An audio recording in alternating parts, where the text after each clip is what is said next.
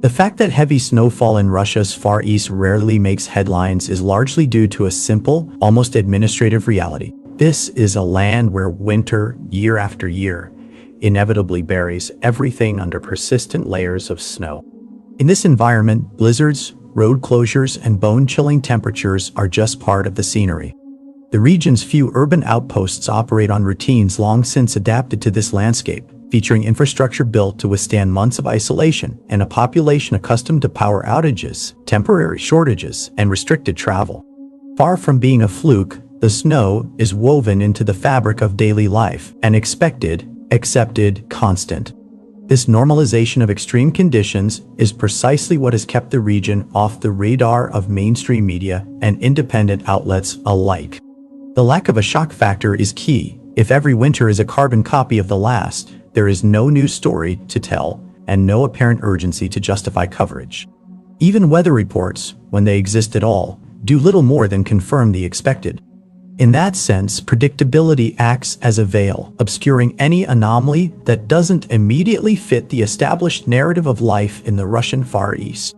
However, this perception began to slowly fracture during the 90s, a trend that persisted intermittently well into the mid-2000s. A handful of scientists affiliated with St. Petersburg University started noticing inconsistencies in records coming out of Yelizovo, a town on the edge of the Kamchatka Peninsula. It wasn't just a single outlier, but rather a combination of environmental parameters, primarily temperature-related, paired with local medical reports that didn't quite square with what one would expect from a population hardened by that climate. The figures were scattered across administrative archives, health records, and routine measurements, but when viewed as a whole, they suggested a pattern that demanded a closer look. Driven by these initial suspicions, a series of discreet, low-profile expeditions to the area began to take shape. Many of these trips were not part of any official program or major funded project. Instead, they were fueled by the personal interest of a few professors and researchers who chose to travel on their own dime, leveraging academic permits or local connections. Carried out under conditions of total isolation and with limited resources, these visits gradually amassed a collection of first-hand observations, testimonies, and new records that broadened the initial scope of their inquiry. Far from simply confirming the harshness of life in Yelizovo, the researchers encountered a far more complex situation, one that could not be explained away by the cold, the snow, or the geographic isolation alone. It was beginning to look like something considerably more disturbing than mere human adaptation to an extreme environment. In 2001, the university decided to take a step it had previously avoided. It issued a provisional and highly confidential study focused on the quality of the accumulated snow and the drinking water in and around Yelizovo. The report was not released to the public or presented at international conferences. Instead, it was circulated strictly within select academic circles. At first glance, the document seemed like just another environmental analysis of a cold weather region, but its content began to outline a chilling scenario from the very first pages. Samples collected during various expeditions revealed the presence of a series of compounds that did not quite align with any known natural processes in the area.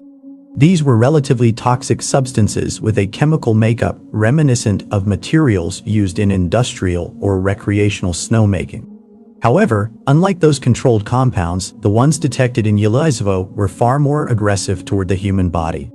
They weren't just dangerous when ingested via melted snow. They also posed clear risks upon prolonged skin contact, an avoidable hazard in an environment where snow is a constant presence for most of the year. The effects observed in the population aligned disturbingly well with these findings. Local medical records, when analyzed alongside the study, showed a systemic drop in basal serotonin levels and a persistent alteration in specific metabolic markers linked to body energy.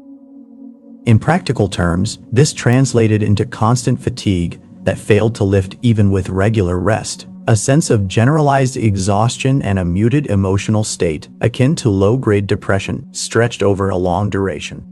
What was most striking was that these symptoms appeared even in young people with no relevant clinical history and active lives suited to the demands of their environment. As scientists cross-referenced environmental data with first-hand testimonies and field observations, a preliminary conclusion began to take shape within the research team. According to their own words, captured in internal memos and subsequent statements, what was falling over Yelizovo could not be considered snow in the strict sense of the word. Somehow, and from a source they were never able to pinpoint with precision, an artificial precipitation composed of this chemical material was being generated, concentrated almost exclusively over the city and its immediate surroundings. This wasn't a scattered or regional phenomenon. It was something localized, persistent, and unnervingly constant. The inability to identify the exact origin of these artificial snowfalls sparked a series of internal debates that soon transcended the scientific realm. In closed-door discussions, the case began to be interpreted through increasingly unsettling scenarios. One of the most talked-about hypotheses suggested that Yelizovo was being used as a sacrifice zone, a remote location where a government entity might be testing compounds for military or biological control purposes, taking advantage of the geographic isolation and the lack of media scrutiny.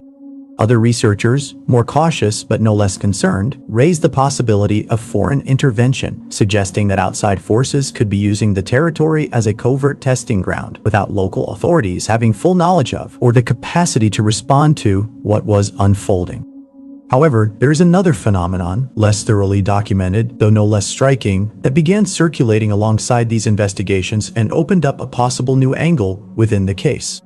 It consists of a series of photographs taken in the 1970s in various cities across the Kamchatka Peninsula, images that, despite the passage of time, have never been officially debunked. In them, an elongated figure can be seen cutting across the winter skies, a dark, sinuous silhouette stretching from one end of the frame to the other.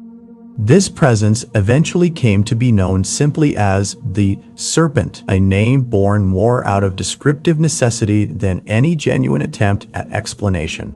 According to later analyses of these photographs, the figure could easily have reached a length of over 200 meters.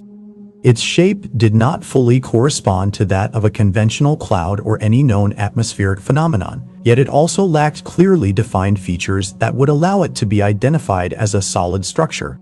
At certain times of day, especially during hours of low light, it was reportedly seen moving slowly, emitting no sound and posing no obvious threat to those observing it from the ground. No explosions, vibrations, or immediate disturbances of the surrounding environment were recorded in connection with its presence. Accounts from people who claim to have seen it share one striking detail. At the time, no one seemed particularly alarmed. Many assumed it was an unusual cloud formation, an elongated blot caused by atypical air currents or by the interaction of atmospheric layers during winter. Only years later, when memories were compared and the images examined more closely, did some begin to question that initial explanation. The regularity of its shape, its sustained movement, and its appearance in specific areas did not fully align with a random natural phenomenon.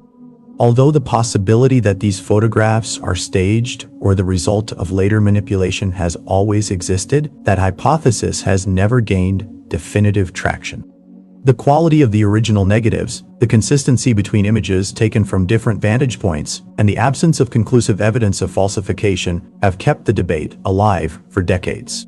In parallel, local interpretations began to emerge and gradually gain momentum, especially among those who already distrusted military and experimental activities in the region. Within these theories, one of the most persistent holds that the so-called serpent is not a creature in the traditional sense, but some form of entity or device controlled by a weapons agency. According to this reading, its presence in the skies over Kamchatka would be linked to covert tests of experimental technologies, possibly involving the dispersal of substances, atmospheric control, or large-scale surveillance systems. From this perspective, the peninsula would have been nothing more than a convenient, remote, and largely unobserved setting used for decades as a testing ground, long before the events recorded in Yelizovo began to draw the attention of scientists and scholars.